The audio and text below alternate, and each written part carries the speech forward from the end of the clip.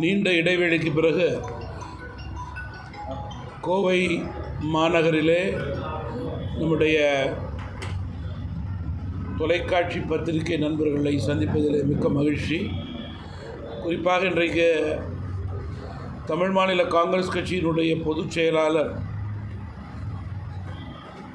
கோவை மாநகர மண்ணுக்கு சொந்தக்காரர் நம்முடைய திரு வி வாசன் அவர்களால் எழுப்பப்பட்ட வணிக வளாக திறப்பு விழாவிற்கு வருகை புரிந்து கோவையிலே மருத்துவக் கல்லூரிக்கு எதிரிலே இருக்கிற இந்த மையப்பகுதியிலே இந்த வணிக வளாகம் அமைந்திருப்பது கோவை மாநகராட்சியினுடைய பல்வேறு துறைகளுடைய வளர்ச்சிக்கு அடித்தளமாக செயல்படக்கூடிய கட்டிடமாக இருக்கும் என்று நான் நம்புகிறேன். என்னுடைய வாழ்த்துக்களையும் பாராட்டுக்களையும் தெரிவித்துக் கொள்கிறேன்.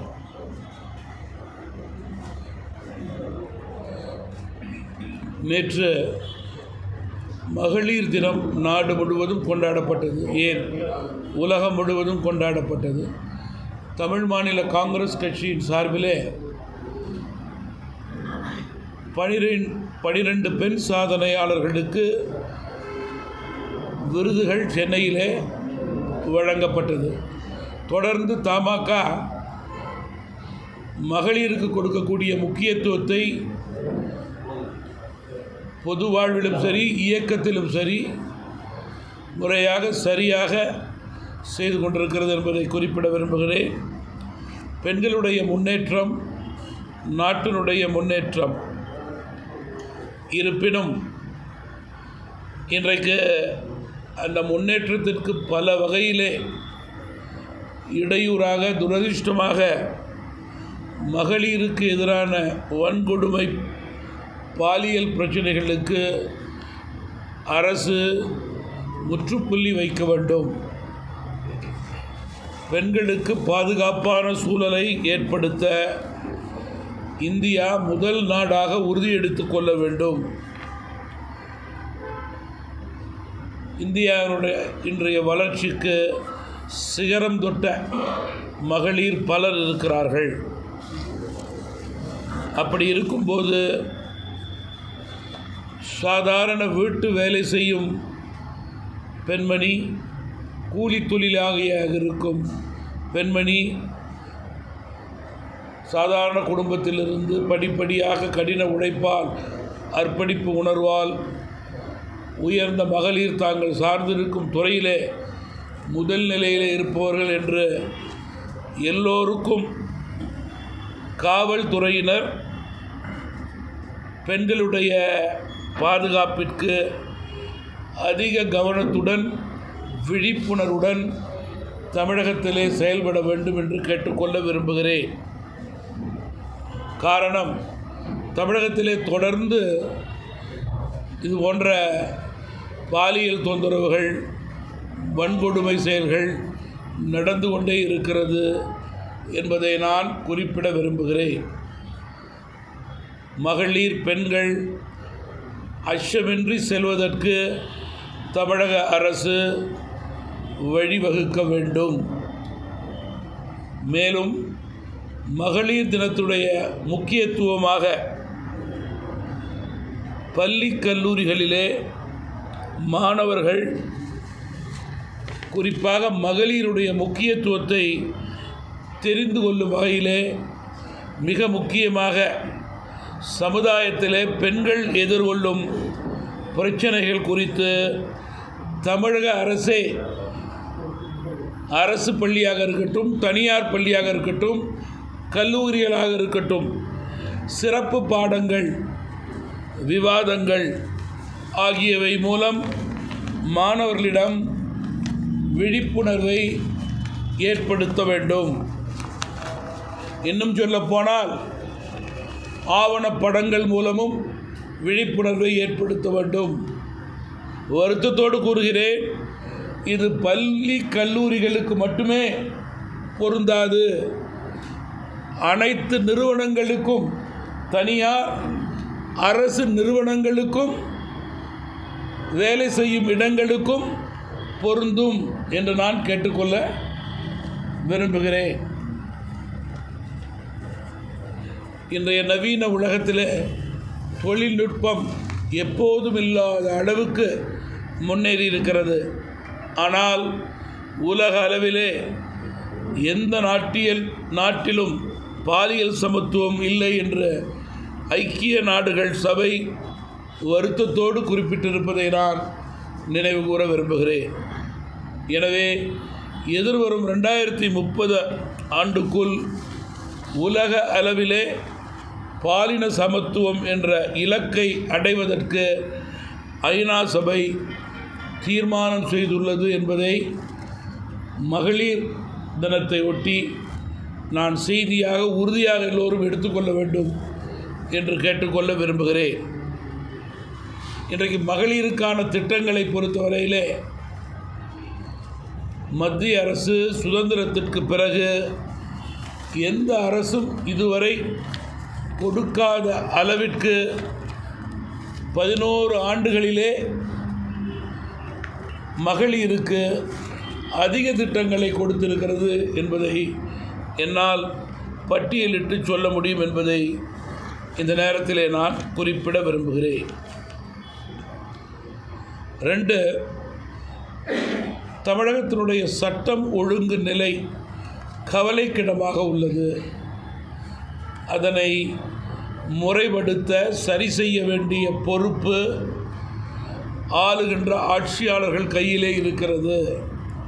துரதிர்ஷ்டவசமாக இதை கையாள முடியாமல் ஆட்சியாளர்கள் தவித்து கொண்டிருக்கிறார்கள் என்பதற்கு எடுத்துக்காட்டு தினமும் தொலைக்காட்சியிலும் பத்திரிகையிலும் வரும் செய்திகளே என்று நான் குறிப்பிட விரும்புகிறேன்.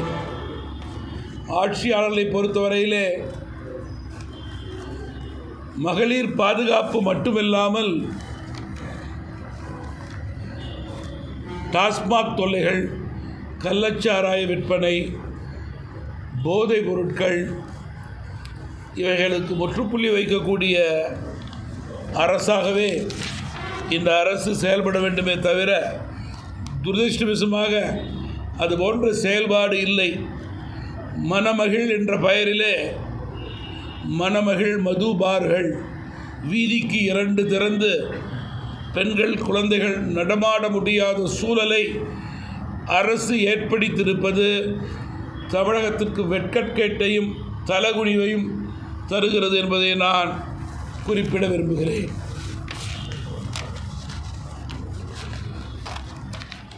தமிழகத்திலே ஏழை எளிய சாதாரண நடுத்தர பெற்றோர்களுடைய எண்ணங்களை, பிள்ளைகளுடைய எண்ணங்களை அரசு பிரதிபலிக்க வேண்டும் என்று நான் கேட்டுக்கொள்ள விரும்புகிறேன். காரணம், 2 மொழி கொள்கை என்ற பெயரிலே கோடிக்கணக்கான ரூபாய்களை வாங்கி தங்களுடைய பிள்ளைகளை அந்த சொகுசு வாகனத்திலே அனுப்பக்கூடிய பிள்ளைகளுக்கு மட்டும் 2-3 லட்சம் என்று வருடத்திற்கு ஃபீஸ் கட்டி 3வது மொழி கற்கக்கூடிய வசதி இருக்கிறது. Motor bike, scooter, cycle, auto rickshaw, பஸ்ஸில் பயணம் செய்யக்கூடிய பெற்றோர்களுடைய சாதாரண குடும்ப குழந்தைகளுக்கு அந்த வாய்ப்பு அரசு பள்ளியிலே மறுக்கப்படுகிறது. ஏன், எதற்காக, ஏன் இந்த ஏற்றத்தாழ்வு? ஒரு கண்ணிலே வெண்ணெய், ஒரு கண்ணிலே சுண்ணாம்பா? அரசு பெற்றோர்கள் மாணவர்களுடைய எண்ணங்களை பிரதிபலிக்க வேண்டும். கற்கின்ற வயதிலே கற்கக்கூடிய நிலையை ஏற்படுத்த வேண்டும். புதிய கல்விக் கொள்கை என்பது கால மாற்றத்திற்கு ஏற்றவாறு, அறிவியல் மாற்றத்திற்கு ஏற்றவாறு நம்முடைய வீட்டு பிள்ளைகள் அறிவு சார்ந்தவர்களாக வளர வேண்டும். நம்முடைய நாட்டு மாணவர்களை இடம் போட்டி இல்லாமல் வளர்ந்து வரும் நாடுகளுடைய மாணவர்களுக்கு சவால் விடும் வகையிலே எல்லா துறையிலும் செயல்பட வேண்டும் என்பதற்காகத்தான் மும்மொழி கொள்கை. ஜனநாயகத்திலே தயவு கூர்ந்து விழிப்புணர்வை ஏற்படுத்தக்கூடியவர்களை தமிழக அரசு தடுக்க வேண்டாம், கைது செய்ய வேண்டாம். இது ஜனநாயகத்திற்கு ஏற்புடையது அல்ல என்பதை இந்த நேரத்தில் நான் குறிப்பிட்டு கூற விரும்புகிறேன்.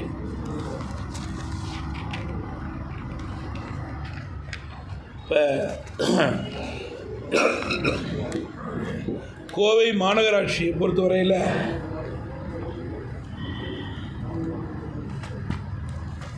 %100 வரியை சென்ற வருடம் உயர்த்தி மக்கள் மீது சுமையை ஏற்றிய அரசு இந்த அரசு என்று குறை கூறும் அளவுக்கு இருக்கின்றதை நான் நினைவு கூற விரும்புகிறேன்.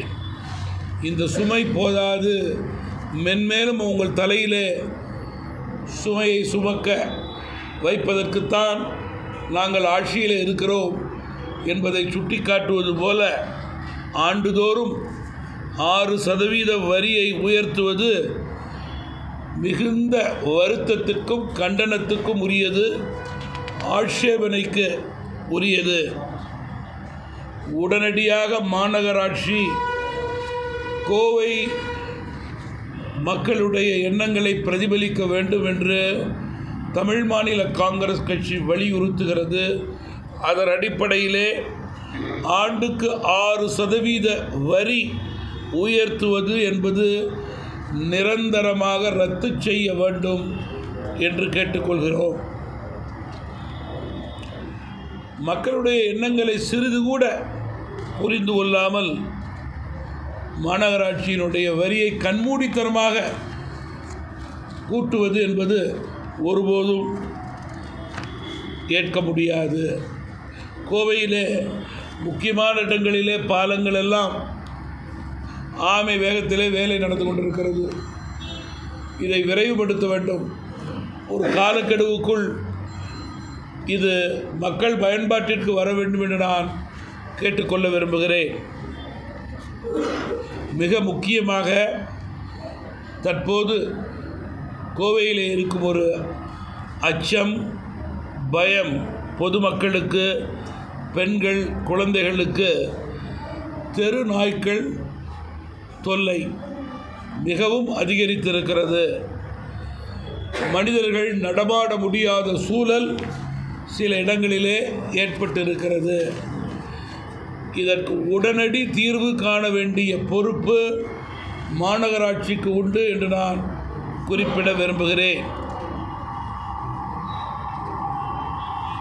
சூயஸ் நிறுவனம் தண்ணீர் குழாய்க்காக தோண்டப்பட்ட சாலைகள் கோவை மாவட்டத்திலே நகரிலே வருடக்கணக்கிலே மோசமாக உள்ளது. அதை சரி செய்ய வேண்டும் என்று கேட்டுக்கொள்ள விரும்புகிறேன். சிங்காநல்லூரிலே திறந்தவெளி சிறைச்சாலையில் கிரிக்கெட் மைதானம் அமைக்கப்பட உள்ளது. அதற்கான தார் சாலை வசதிகள், போக்குவரத்து, கார் பார்க்கிங், இந்த வசதிகளெல்லாம் முதலிலே கண்டறிந்து அதனை மாணவ மாணவிகளுக்கு பயன்படும் வகையிலே காலக்கெடுவுக்குள் செய்து கொடுக்க வேண்டும் என்று தமாக கேட்டுக்கொள்கிறது. அரசு அலுவலகங்களில் பட்டா மாறுதல் விண்ணப்பித்த 15 நாட்களுக்குள் வழங்க வேண்டும் என்ற உறுதியோடு அதிகாரிகள் செயல்பட வேண்டும். நகர ஊரமைப்பு அலுவலகத்தில் விண்ணப்பங்களை பரிசீலனை செய்து query போடும்போது ஒரே தவணையாக விண்ணப்பதாரிடம் கேட்க வேண்டும்.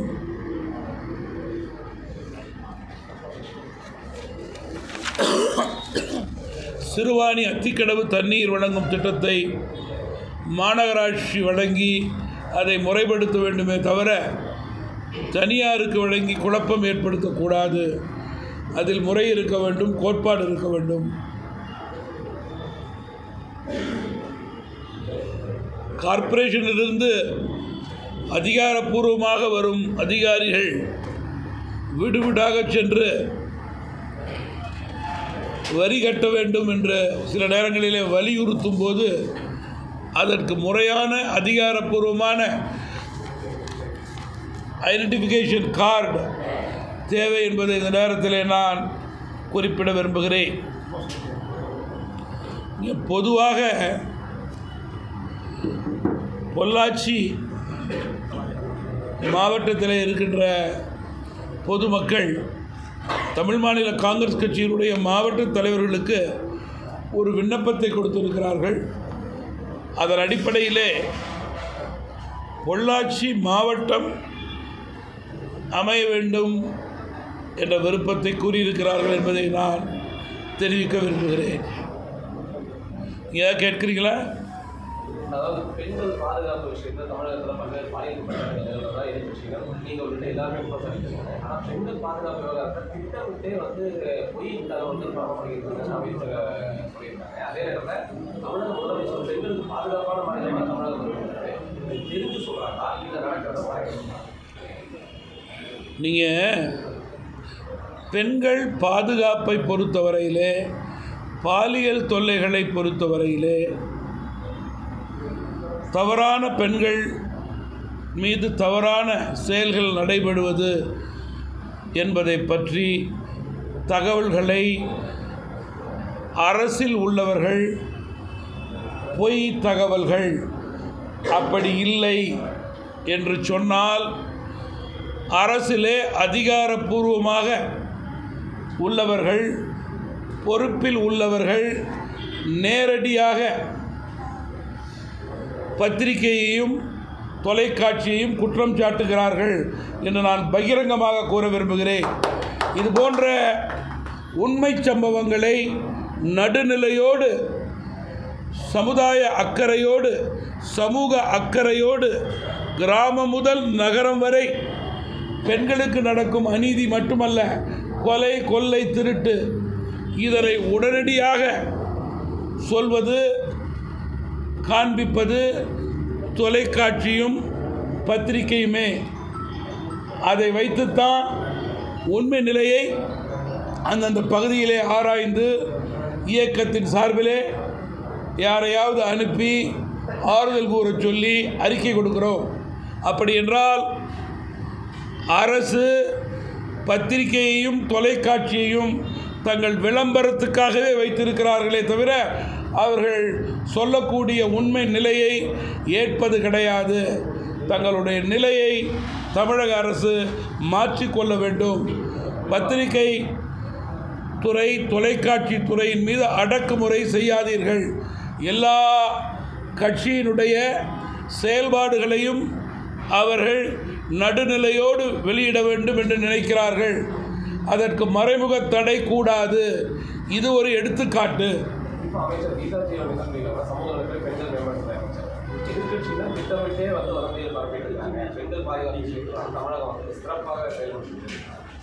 நீங்கள் எதிர்கட்சிகள் மீண்டும் மீண்டும் சொல்கிறேன், திட்டமிட்டு தகவல்களை மகளிர் கொடுமைகள் அடிப்படையிலே பேசுகின்றார்கள் என்றால் அவர்கள் நேரடியாக குறை சொல்லாமல், தாக்காமல், மறைமுகமாக பத்திரிகை தொலைக்காட்சியே குறை சொல்கிறார்கள் என்று நான் மீண்டும் மீண்டும் குறிப்பிட விரும்புகிறேன். எங்களுக்கு வரும் செய்திகள் எல்லாம் 100% பத்திரிகை தொலைக்காட்சியை நம்புகிறோம். அதன் அடிப்படையிலே இயக்கத்தின் சார்பிலே உள்ள பொறுப்பாளர்கள் அங்கே சென்று சம்பவம் நடத்தை பார்த்து ஆறுதல் கூறிய பிறகு தகவல் கொடுத்த உடனேயே அறிக்கை கொடுக்கிறோம். எது உண்மை, எது பொய் என்று பொதுமக்களே முடிவு செய்யட்டும்.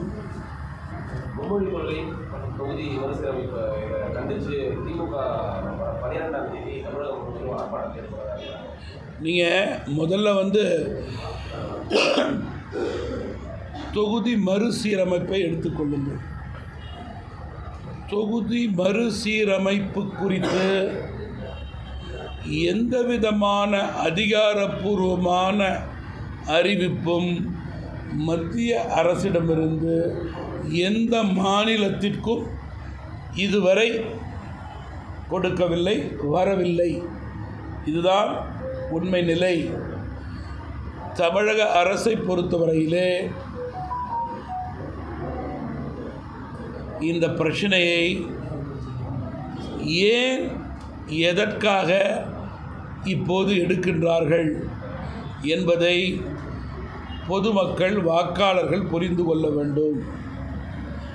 இவ்வளவு காலம் இதை பற்றி பேசாதவர்கள், கவலைப்படாதவர்கள், இன்றைக்கு பாராளுமன்றத்தில் இவ்வளவு இருக்கைகள் இருக்கிறது, இவ்வளவு பெரிதாக கட்டியிருக்கிறார்கள்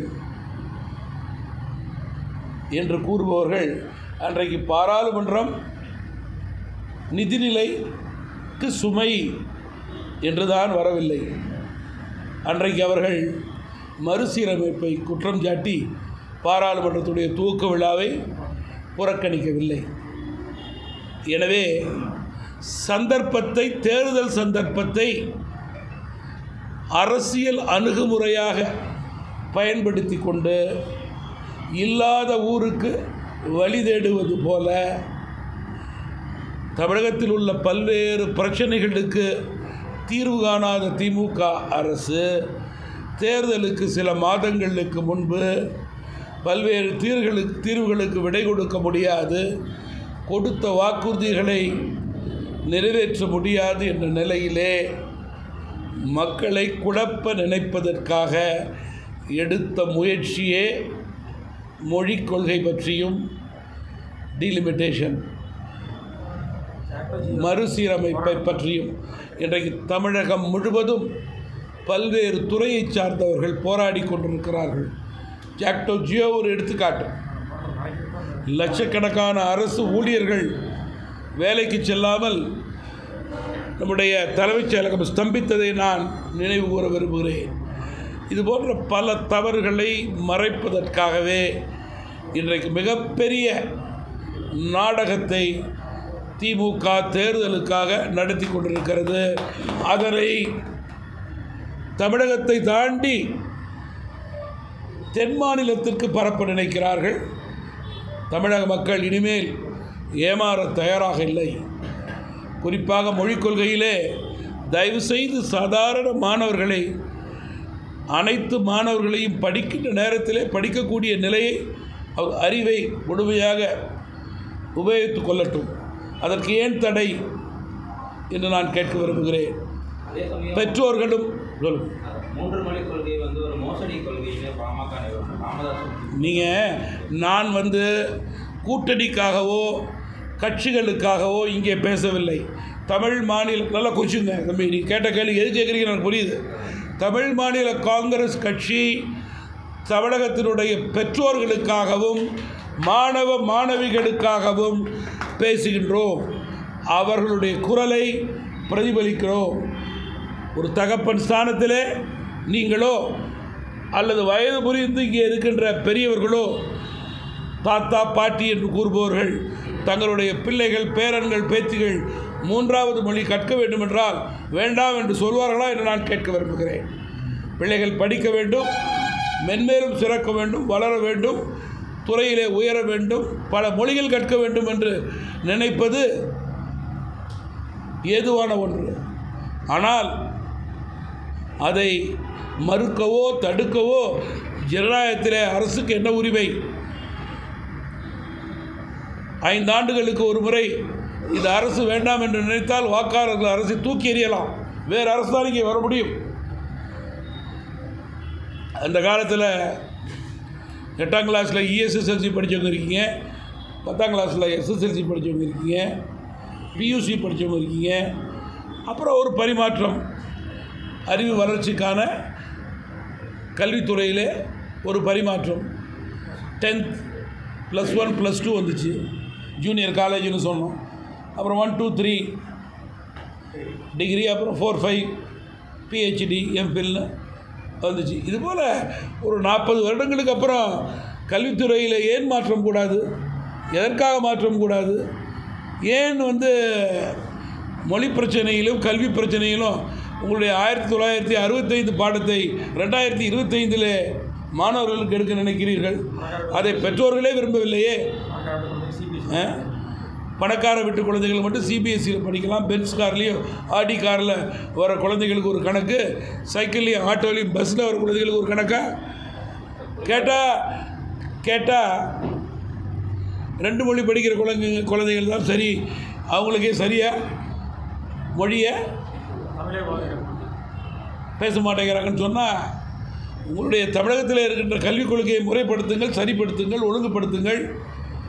ஆசிரியர்கள் கட்டாயத்தோடு செயல்பட்டு குழந்தைகளை படிக்க வைக்கட்டும். அதுதானே இப்போ தேவை, அதுதானே அவசியம். குழந்தைகள் 1ஆம் கிளாஸ்லேருந்து 10ஆம் கிளாஸ் வரைக்கும் படிக்கின்ற வயதிலே படித்தால்தான் அவர்களுக்கு அந்த படிப்பு ஏறும். இல்லாட்டி எப்படி ஏறும்? போட்டு இல்லாட்டி படித்து முடித்ததுக்கப்புறம் வேலைக்கு போகிறப்ப கற்றுக்கன்னு சொல்கிறதா? பாரதி சொன்னதை நான் நினைவு கூற விரும்புகிறேன். என்ன சொன்னார் பாரதி சார்? இல்லை சொல்லுங்க பார்ப்போம். யாமறிந்த மொழிகளிலே தமிழ் மொழி போல் இனிதாவது வேறு எதுவும் இல்லைன்னு சொன்னது காரணம் என்ன? அன்றே பாரதி 5 மொழியை படித்திருக்கிறான். அதனால தான் மற்ற மொழிகளை விட தமிழ் மொழி இனிமையானது என்று கூறுகிறான் இல்லையா? திராவிட கட்சிகள் புகழும் மிகப்பெரிய மரியாதைக்குரிய பல்வேறு கவிஞர்களும் புலவர்களும் பல மொழி கற்றவர்கள் என்பதை அவர்கள் மறந்துவிடக்கூடாது. பாஜக கூட கூட்டணியில் இருக்கக்கூடிய ஒரு சில கட்சிகளை தவிர தமிழகத்தில் எல்லா அரசியல் கட்சிகளும் எதிர்ப்பு தெரிவிக்கிறாங்க. அதான் சொல்றேன். நான் என்ன சொல்றேன், கட்சிகளை பொறுத்தவரையில் அவரவர்கள் சார்ந்த ஒரு பிரின்சிபல் பாலிசின்னு வச்சுக்கிட்டு அதை தாண்டி வெளியில் வர முடியாமல் இருக்காங்களே ஒழிஞ்சு உண்மை நிலை இதுதான். எவ்வளவு வருடம் வேண்டுமானாலும் தமிழகத்தில் நீட் தேர்வு கூடாது என்று சொல்லலாம். நீட் தேர்வு நடந்து கொண்டே தான் இருக்கும். மாணவர்கள் படித்து கொண்டே இருப்பார்கள், மாணவர்கள் பாஸ் ஆகிக்கொண்டே இருப்பார்கள். தமிழகத்தில் அதனுடைய சதவீதம் உயர்ந்து கொண்டே இருக்கும். இந்தியாவிலே ஒரு வருடம் மாணவர்கள் தமிழகத்திலிருந்து முதல் நிலையை ஏற்படுத்த இருப்பார்கள். அதனால் திரும்ப மாணவர்களை கட்டுப்படுத்துவதிலே அரசியல்வாதிகளுக்கு கட்சிகளுக்கு என்ன இருக்கிறது? அரசியலிலே கல்வியிலே அரசியல் கூடாது என்பதுதான் எங்களுடைய கணக்கு. தமிழக கல்வித்துறை அமைச்சர் அன்பில் மகேஷ் அதாவது மாணவர்களிடம் கட்டாயமாக அந்த கையெழுத்து இயக்கம் நடத்தினால் அவர் கண்டிப்பாக அப்போ நீட் தேர்வுக்கு திமுக கையெழுத்து இயக்கம் நடத்தியது சரியா? திமுக ஆளுங்கின்ற கட்சின்னா அவங்கள கைது செய்ய மாட்டாங்க, காவல்துறை அங்கே நிற்காது. மற்ற கட்சிகளுக்கு காவல்துறை நிற்குமா? 2 மணி நேரம் ஒரு அரசியல் கட்சியினுடைய தலைவர், முன்னாள் ஆளுநர் திருமதி தமிழிசை சவுந்தரராஜனை கடும் வெயிலில் நிறுத்தி அலக்களித்ததை தமிழக மக்கள் பார்த்து கொண்டு தான் இருந்தார்கள். யாரும் மறந்துவிடவில்லை. தேவையில்லாமல் சங்கடப்படுத்தியது. பாஜகவுடன் கூட்டணி இணைவதற்காக எல்லா கட்சிகளும் தவறுகிறாங்க அப்படின்னு சொல்லி அண்ணாமலை நீங்கள் தேர்தல் கூட்டணிகள் எல்லாம் தமிழ் மாநில காங்கிரஸை பொறுத்தவரையில் இன்றைக்கு ஒரு கூட்டணியில் இருக்கிறோம் என்றால் கூட்டணி வலுப்பெற வேண்டும் என்று நினைப்போம்.